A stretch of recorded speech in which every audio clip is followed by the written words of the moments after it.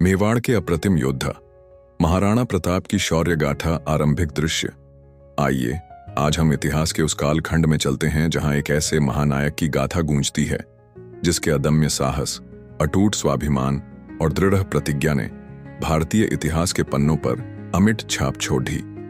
यह वीर गाथा है उस हिंदुआ सूरज और मेवाड़ के गौरव मुकुट कहे जाने वाले महाराणा प्रताप की। वह दौर था जब दिल्ली के तख्त पर मुगलिया सल्तनत का ध्वज शान से लहरा रहा था और सम्राट अकबर अपनी साम्राज्य विस्तार की महत्वाकांक्षा के चलते भारत की विभिन्न रियासतों को एक एक करके अपने अधीन करता जा रहा था। राजपूताने की कई प्रतिष्ठित रियासतें, जिनमें आमेर भी शामिल था, मुगल बादशाहत के सामने शीश झुका चुकी थीं। ऐसे चुनौतीपूर्ण और निराशाजनक माहौल में केवल मेवाड़ की धरती ही अपनी स्वतंत्रता और आत्मसम्मान की ज्योति को प्रज्वलित रखे हुए स्वाभिमान के साथ खड़ी थी। महाराणा प्रताप का आविर्भाव एवं प्रारंभिक जीवन वृत्त इसी मेवाड़ की पवित्र धरा पर तत्कालीन शासक राणा उदय सिंह और उनकी धर्मपरायण पत्नी महारानी जयवंताबाई के आंगन में एक ऐसे बालक ने जन्म लिया जिसका भविष्य सूर्य की भांति तेजस्वी होने वाला था। उस बालक को नाम मिला प्रताप। उनकी माता जयवंताबाई, जो भगवान श्री कृष्ण की अनन्य भक्त थीं, ने बाल्यकाल से ही प्रताप के कोमल मन में भगवान कृष्ण की लीलाओं और महाभारत के वीर चरित्रों की कहानियां भर दीं। उन्होंने प्रताप को उनके महान पूर्वजों दादा राणा सांगा, जिन्होंने अपनी तलवार के बल पर दिल्ली सल्तनत को चुनौती दी थी, और परदादा बप्पा रावल, जिनके नाम से ही आक्रांताओं के पैर कांप जाते थे, उनके शौर्यपूर्ण कार्यों का वृत्तांत सुनाकर उनके हृदय में वीरता, देशभक्ति और स्वाभिमान के अंकुर प्रस्फुटित किए। कुंवर प्रताप अपने बचपन से ही असाधारण रूप से वीर, आत्मविश्वासी और कुछ हद तक अपने निश्चय पर अडिग रहने वाले स्वभाव के थे। उनका शारीरिक गठन भी अन्य हमउम्र बालकों की तुलना में कहीं अधिक सुदृढ़ और बलशाली था। वे गुरुकुल में पारंपरिक शास्त्र शिक्षा ग्रहण करने के साथ ही अपना काफी समय भील समुदाय की बस्तियों में बिताते थे। वहां वे उनके साथ घुल मिल जाते, उनकी जीवन शैली और परंपराओं को समझते और उनके निष्कपट व सरल जीवन से गहरे प्रभावित होते। भील समुदाय के लोग उन्हें बड्ढे स्नेह से कीका नाम से संबोधित करते थे। इसके अतिरिक्त उन्हें लोहारों के ग्राम में जाकर लौह शिल्प और शस्त्र निर्माण की प्रक्रिया को देखने और सीखने में विशेष रुचि थी, क्योंकि इस कला के प्रति उनके मन में एक स्वाभाविक आकर्षण था। अपनी किशोरावस्था में ही उन्होंने निकटवर्ती अफगान बस्तियों पर साहसिक धावे बोलने और मेवाड़ की सीमाओं से गुजरने वाले मुगल सैन्य दलों पर अपनी गुलेल से निशाना साधने जैसे कार्य करने शुरू कर दिए थे।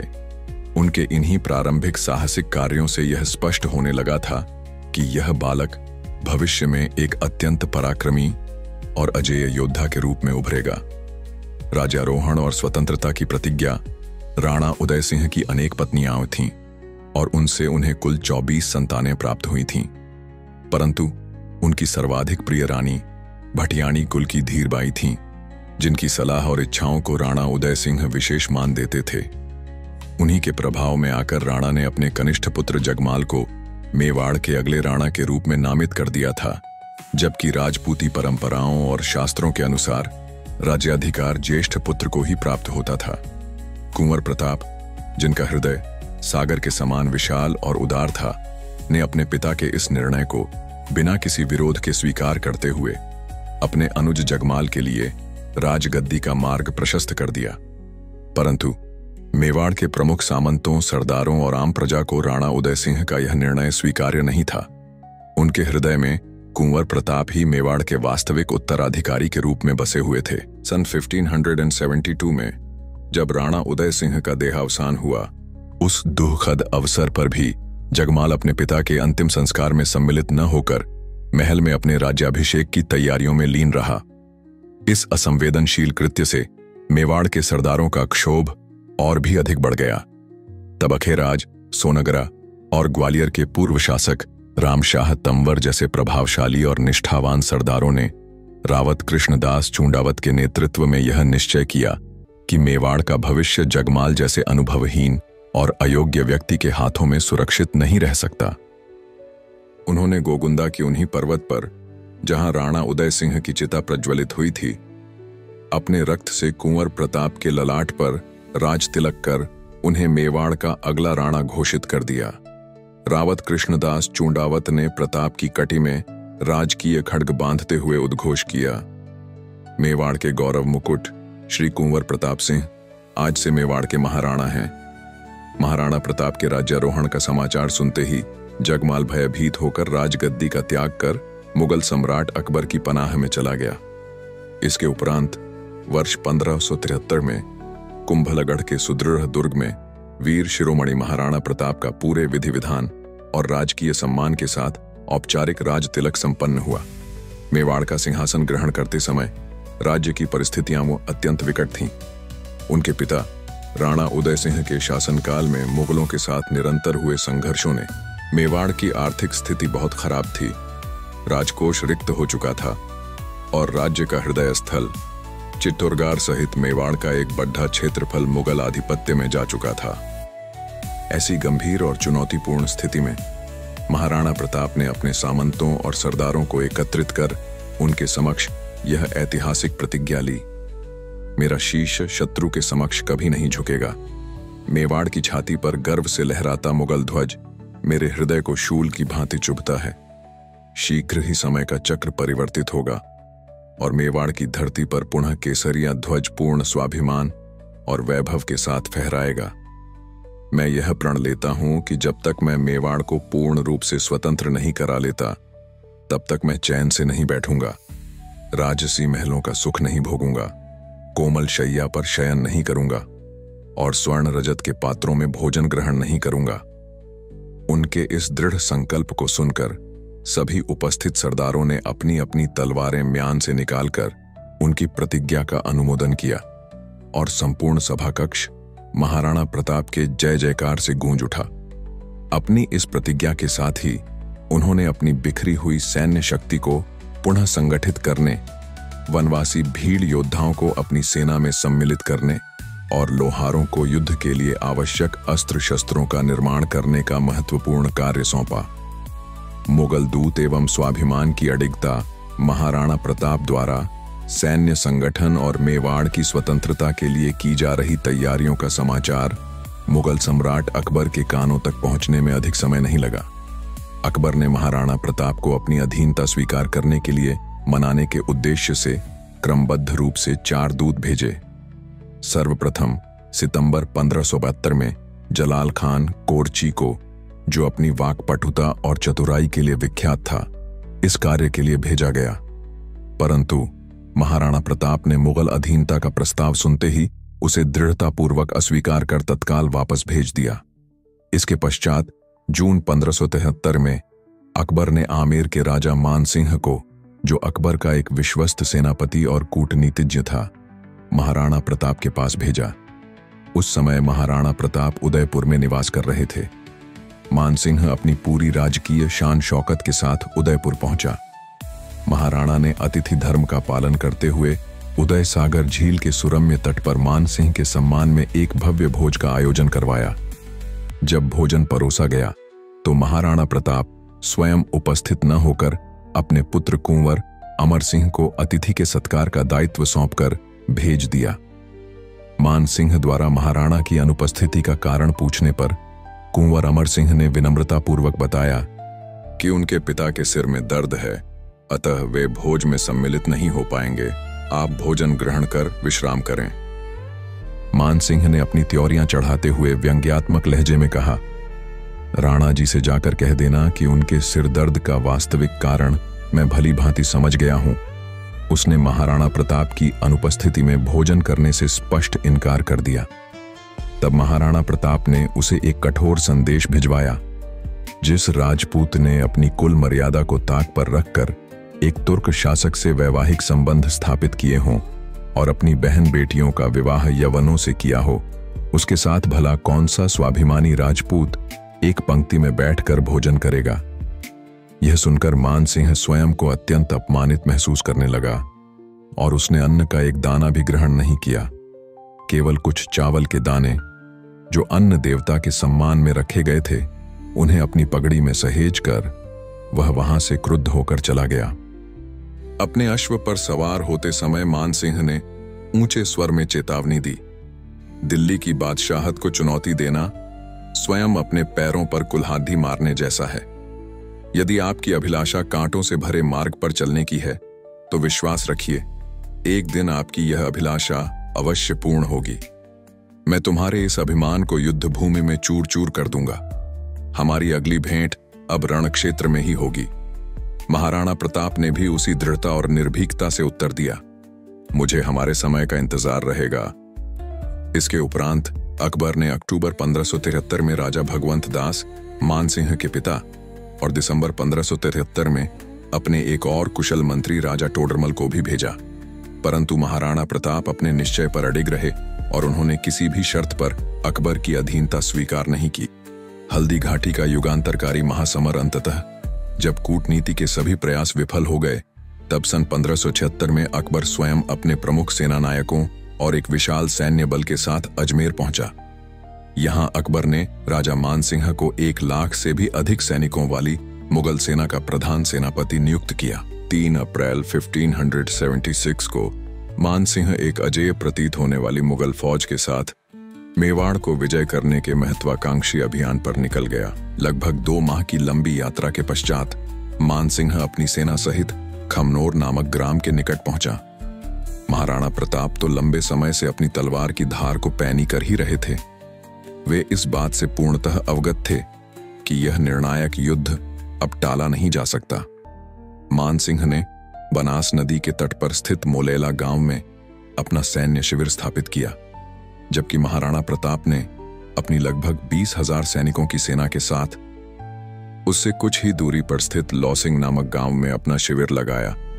18 जून 1576 को विश्व इतिहास के उन अविस्मरणीय युद्धों में से एक का आरंभ हुआ। उस दिन आकाश घने काले मेघों से आच्छादित था और मंद मंद पवन प्रवाहित हो रही थी, जो महासंग्राम की गंभीरता का आभास दे रही थी। महाराणा प्रताप की हरावल यानी अग्रिम सैन्य दल, जिसमें पठान योद्धा हकीम खान सूर जैसे वीर भी सम्मिलित थे, ने आगे बढ़ती हुई मुगल सेना की 3 अग्रिम पंक्तियों को अपने प्रचंड आक्रमण से छिन्न भिन्न कर दिया। इस अप्रत्याशित और भीषण प्रहार से मुगल सेना की अग्रिम पंक्ति, जिसका नेतृत्व लूणकरण कर रहा था, इस प्रकार भयभीत होकर भागी जैसे भेदों का झुंड शिकारी को देखकर भागता है। अब मेवाड़ और मुगल सेना की मुख्य टुकड़ियां आमने सामने आ चुकी थीं। तभी वीर शिरोमणि हिंदुआ सूरज महाराणा प्रताप अपने प्रिय अश्वचेतक पर आरूढ़ होकर युद्ध भूमि के मध्य में सिंह की भांति गरजे। उनके युद्ध में प्रवेश करते ही मुगल सेना में भय और आतंक का वातावरण व्याप्त हो गया। वे जिस दिशा में भी अपने अश्व को दौड़ ढाते, शत्रुओं की लाशों के अंबार लग जाते। मुगल सैनिकों ने इससे पूर्व केवल महाराणा प्रताप का नाम ही सुना था। आज वे पहली बार उनके साक्षात रौद्र रूप और अद्भुत युद्ध कौशल को देख रहे थे। स्वयं मुगल इतिहासकार अब्दुल कादिर बंदायूनी, जो उस युद्ध में मुगल सेना की ओर से उपस्थित था, ने अपनी कृति मुंतखब उत तवारीख में महाराणा प्रताप के विषय में लिखा है कि वह अत्यंत दीर्घदेही, बलशाली और तेजस्वी योद्धा थे। जब प्रताप हाथ में खड्ग लेकर रणभूमि में चलते थे तो ऐसा प्रतीत होता था कि मानो वे अकेले ही आधी मुगल सेना का संहार कर देंगे। उनके मुखमंडल पर सदैव एक अद्भुत तेज और क्रोध की आभा विद्यमान रहती थी। युद्ध के प्रारंभिक चरण में किसी भी मुगल सैनिक का यह साहस नहीं हुआ कि वह सीधे महाराणा प्रताप से टक्कर दे सके। महाराणा प्रताप की सेना ने कुछ ही घंटों के युद्ध में मुगल सेना में भारी तबाही मचा दी। घबराई हुई मुगल सेना अपने प्राण बचाने के लिए अरावली की संकरी घाटियों की ओर भागने लगी। अपनी सेना को इस प्रकार पलायन करते देख मुगल सेनापति मेहतर खान, जिसे कुछ वृत्तांतों में मोहित रखा भी कहा गया है, ने अपनी सेना का मनोबल बढ़ाने के लिए यह झूठी अफवाह फैला दी कि स्वयं बादशाह अकबर एक विशाल अतिरिक्त सैन्य बल के साथ युद्ध भूमि में पहुंच रहे हैं। यह सुनकर भागती हुई मुगल सेना के पैर कुछ देर के लिए थम गए। वे इस दुविधा में पहुंच गए कि यदि वे युद्ध से भागे तो अकबर के कोप का भाजन बनेंगे, और यदि युद्ध में डटे रहे तो राणा प्रताप के हाथों मारे जाएंगे। अतः उन्होंने अनिच्छापूर्वक पुनः युद्ध करने का निश्चय किया। महाराणा प्रताप अब युद्ध भूमि में अपने उस प्रतिद्वंद्वी राजा मानसिंह को ढूंढ रहे थे जिसने उन्हें रणक्षेत्र में मिलने की चुनौती दी थी। तभी उनकी दृष्टि मानसिंह पर गई, जो एक विशाल हाथी पर सुसज्जित हौदे में बैठा अपनी सेना का संचालन कर रहा था। महाराणा प्रताप ने अविलंब अपने स्वामी भक्त चेतक को एड़ लगाई और अद्भुत स्फूर्ति के साथ चेतक ने अपने अगले दोनों पैर मानसिंह के हाथी के मस्तक पर टिका दिए। महाराणा प्रताप ने पूरी शक्ति से अपने भाले का प्रहार मानसिंह पर किया। मानसिंह तो हौदे में नीचे झुककर किसी प्रकार बच गया, परंतु राणा के उस अचूक प्रहार से हाथी का महावत मारा गया। दुर्भाग्यवश मानसिंह के हाथी की सूंड में बंधी हुई एक तेज धार वाली तलवार की चपेट में आने से चेतक का अगला एक पैर गंभीर रूप से घायल हो गया। इस समय तक स्वयं महाराणा प्रताप भी अपने पैर में लगी एक गोली और शरीर पर लगे अनगिनत घावों से लहूलुहान हो चुके थे। उनका संपूर्ण शरीर रक्त से रंजित था। तभी सादद्दी के सामंत झालामान, कुछ स्थानों पर इनका नाम झाला बीदा भी मिलता है, ने उनसे आग्रह किया, हे अन्नदाता, आपके प्रिय चेतक को तत्काल उपचार की आवश्यकता है और आपके श्री चरणों में भी गोली का गहरा घाव है जिससे विष फैलने की आशंका है। कृपा करके आप अविलंब किसी सुरक्षित स्थान पर जाकर वैद्य जी से उपचार करवाइए। महाराणा प्रताप अपने अश्व चेतक को अपने पुत्र के समान स्नेह करते थे। उन्होंने मेवाड़ का राजकीय छत्र और ध्वज झालामान को सौंपते हुए कहा, अब सेना का नेतृत्व तुम्हारे हाथों में है। स्वयं वे घायल चेतक पर सवार होकर युद्ध का रुख हिल की ओर घुमा लिया, जहां उनके विश्वस्त भील धनुर्धरों ने पहले से ही मोर्चा संभाल रखा था। महाराणा प्रताप अपने घायल चेतक को लेकर तीव्र गति से पर्वतों की ओर बढ़े।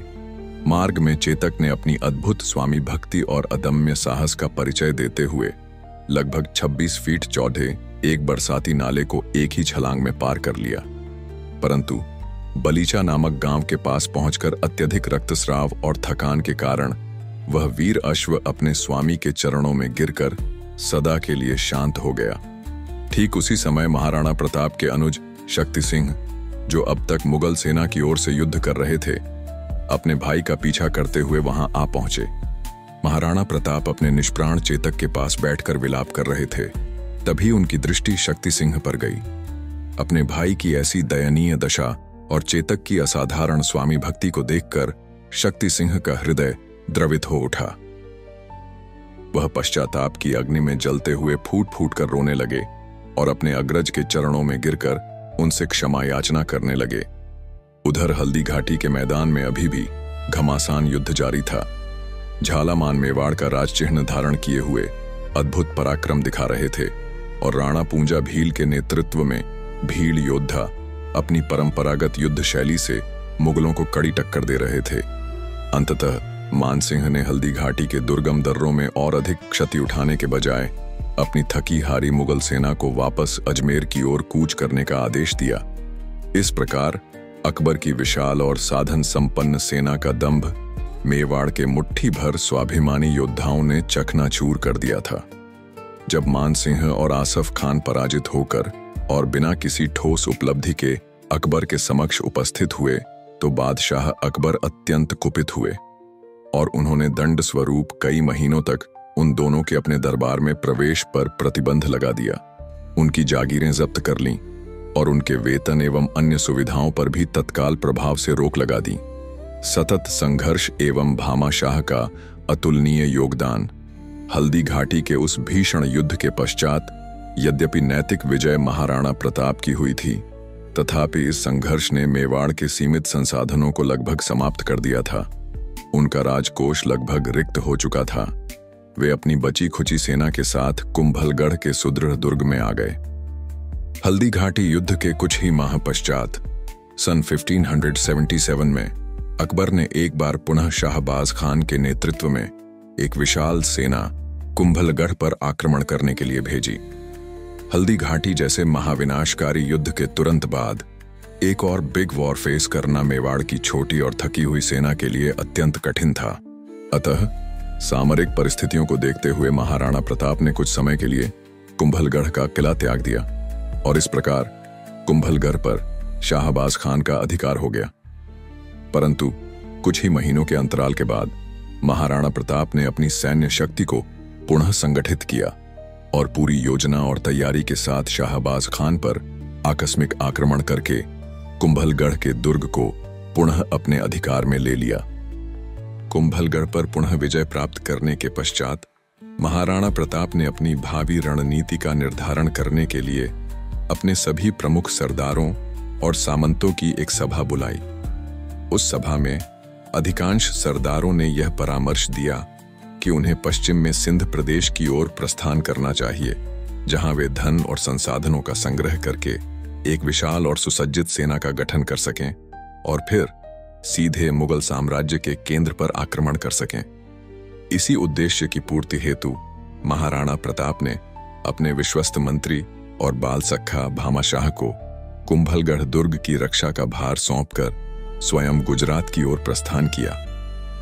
मार्ग में उनका सामना शाहबाज खान की मुगल सेना से हुआ, जिन्हें उन्होंने 2 बार सफलतापूर्वक पराजित कर पीछे हटने पर विवश कर दिया। गुजरात पहुंचने के पश्चात महाराणा प्रताप ने चूलिया नामक ग्राम में अपना अस्थायी शिविर स्थापित किया।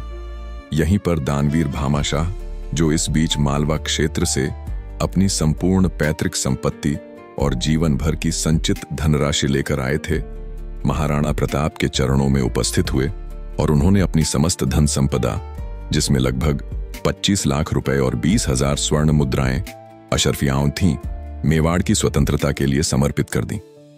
इतनी विशाल धनराशि प्राप्त होने से महाराणा प्रताप की सैन्य तैयारियों को नवीन ऊर्जा और संबल प्राप्त हुआ।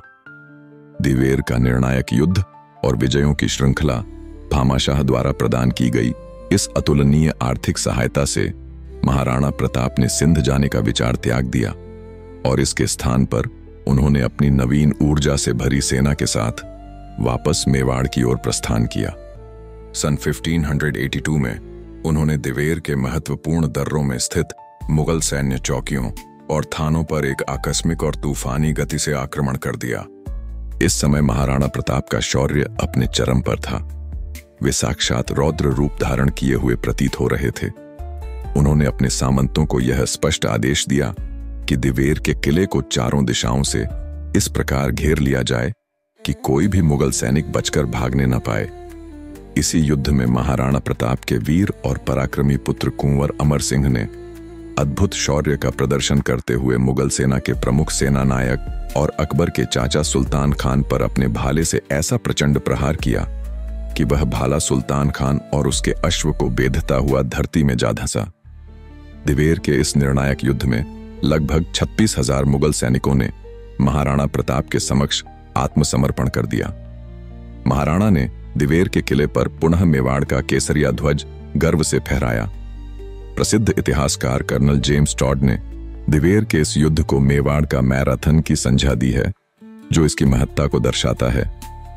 दिवेर में मुगलों की इस शर्मनाक पराजय से अकबर बुरी तरह बौखला गया और उसने सन 1584 में जगन्नाथ कछवाहा के नेतृत्व में एक और शक्तिशाली सेना महाराणा प्रताप को जीवित या मृत लेकर आने के लिए भेजी। परंतु जगन्नाथ कछवाहा भी महाराणा प्रताप के रणकौशल के सामने टिक नहीं सका और बुरी तरह पराजित हुआ। उसे न केवल महाराणा प्रताप से क्षमा याचना की, अपितु युद्ध के हार जाने के रूप में एक विशाल धनराशि भी दी। इसके तुरंत बाद महाराणा प्रताप ने कमलमीर कुंभलगढ़ के दुर्ग पर पुनः आक्रमण कर उसे अपने अधिकार में ले लिया। इस युद्ध में कुंवर अमर सिंह ने कमलमीर के मुगल किलेदार अब्दुल्ला को द्वंद्व युद्ध में मारकर अपनी वीरता का पुनः परिचय दिया। इन निरंतर और शानदार विजयों के उपरांत सन 1585 में महाराणा प्रताप ने चावंड नामक स्थान को जीतकर उसे अपनी नई, सुरक्षित और आपातकालीन राजधानी बनाया। इसके पश्चात उन्होंने एक सुनियोजित अभियान के अंतर्गत एक एक करके मुगलों के लगभग 32 बिग एंड स्मॉल किलों और सैन्य चौकियों को जीतकर मुगल सम्राट अकबर की रातों की नींद और दिन का चयन हराम कर दिया। राजा मान सिंह से हल्दी घाटी के अपमान का प्रतिशोध लेने के लिए महाराणा प्रताप ने अपनी सेना के साथ आमेर राज्य के मालपुरा परगने पर भी आक्रमण किया। वहां से उन्होंने मान सिंह के हरम की कई स्त्रियों को बंदी बना लिया था परंतु बाद में अपने उच्च नैतिक आदर्शों का पालन करते हुए उन्होंने उन सभी स्त्रियों को पूरे सम्मान के साथ वापस भिजवा दिया जो उनके महान चरित्र का एक अंतिम अध्याय और चिरस्थायी विरासत। निरंतर संघर्ष और महाराणा प्रताप की अटूट दृढ़ता को देखकर मुगल सम्राट अकबर भी अंततः यह समझ चुका था कि राजपूताने के इस अदम्य सिंह को पराजित करना या बंदी बनाना लगभग असंभव है और उसे अपने अधीन झुकाना तो सर्वथा नामुमकिन है। अतः उसने अपनी बुद्धिमत्ता इसी में समझी कि अब महाराणा प्रताप के मामलों में और अधिक हस्तक्षेप न किया जाए। इसके पश्चात लगभग 12 वर्षों तक महाराणा प्रताप ने चवंड में शांतिपूर्वक शासन किया। इस अवधि में उन्होंने मेवाड़ के प्रशासन को सुव्यवस्थित किया, कृषि और व्यापार को प्रोत्साहन दिया, जिसके फलस्वरूप मेवाड़ की खोई हुई समृद्धि और चमक पुनः लौटने लगी। वे प्राचीन वैदिक परंपराओं और हिंदू धर्म के सच्चे अनुयायी थे और उन्होंने अपने शासनकाल में अनेक मंदिरों का जीर्णोद्धार करवाया तथा कुछ नवीन मंदिरों का निर्माण भी करवाया। 19 जनवरी 1597 को मात्र 57 वर्ष की अल्पायु में चावंड के निकट एक आखेट अभियान के दौरान एक शेर का शिकार करते समय अपने कठोर धनुष की प्रत्यंचा खींचते हुए उनकी आंतों में अंदरूनी चोट लग जाने के कारण वे देवलोक गमन कर गए। वीर शिरोमणि महाराणा प्रताप की असाधारण देशभक्ति, उनके अदम्य साहस और उनके अमर स्वाभिमान ने प्रत्येक भारतीय के हृदय में उनके प्रति असीम श्रद्धा और सम्मान की भावना को जन्म दिया है। तत्कालीन और परवर्ती कवियों तथा साहित्यकारों ने भी अपनी लेखनी के माध्यम से महाराणा प्रताप की गौरवशाली कीर्ति और उनके महान चरित्र का भावपूर्ण बखान किया है। स्वयं अकबर के नवरत्नों में से एक अब्दुर रहीम खान ए खाना ने भी महाराणा प्रताप के शौर्य और दृढ़ता की प्रशंसा करते हुए लिखा है, सबे दिन न एक समान, धर्म रहस्य भूमि रहस्य रहस्य खुरसाण, जिसका भावार्थ है कि यह धरती और धर्म तो शाश्वत हैं और ये सदैव रहेंगे, परंतु विशाल विशाल साम्राज्य जैसे कि मुगलिया सल्तनत, खुरसाण यहां सल्तनत का प्रतीक है, एक न एक दिन अवश्य नष्ट हो जाएंगे। हे राणा, तुम ईश्वर पर विश्वास रखकर अपने निश्चय पर इसी प्रकार अटल रहना। वह शासक जिसने अपने अश्वों को कभी शाही सेना में भेजकर उन पर दाग नहीं लगने दिया, मुगल मनसबदारी प्रथा का एक अंग, जिसने अपनी स्वाभिमानी पगड़ी को कभी किसी के समक्ष नहीं झुकाया, उसके शासनकाल में प्रजा को किसी भी प्रकार का भय या असुरक्षा महसूस नहीं हुई। उसकी तलवार और उसका भाला ही उसके सबसे सच्चे और विश्वस्त साथी थे। उसके शत्रु भी उसकी असाधारण वीरता और उसके अटूट स्वाभिमान के सम्मुख नतमस्तक होने को विवश हो जाते थे। जब जब भी इतिहास की कलम महाराणा प्रताप का नाम अंकित करेगी, तब तब उनके नाम के साथ केवल महान, अति महान और सर्वोच्च महान जैसे शब्द ही उपयुक्त प्रतीत होंगे। यह थी उस वीर शिरोमणि मेवाड़ मुकुट महाराणा प्रताप की प्रेरक और रोमांचक जीवन गाथा, जिसने अपने संपूर्ण जीवन के माध्यम से हमें यह अमूल्य शिक्षा दी कि व्यक्तिगत सुख सुविधाओं और प्राणों से भी बढ़कर यदि कुछ है तो वह है हमारा स्वाभिमान और हमारी स्वतंत्रता, और अपनी मातृभूमि की रक्षा तथा उसके गौरव के लिए अपना सर्वस्व बलिदान कर देना ही मनुष्य का सबसे विशाल और सही धर्म है।